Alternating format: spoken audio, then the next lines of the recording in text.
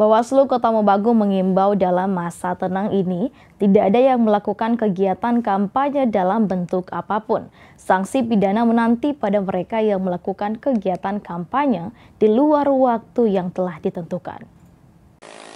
Pada tahapan masa tenang pemilu 2024, Bawaslu Kota Mobagu mengingatkan kontestan pemilu, tim pemenangan maupun masyarakat untuk tidak melakukan kegiatan kampanye ataupun ajakan memilih dalam bentuk apapun. Hal ini sesuai Undang-Undang Nomor 7 Tahun 2017 tentang larangan kampanye.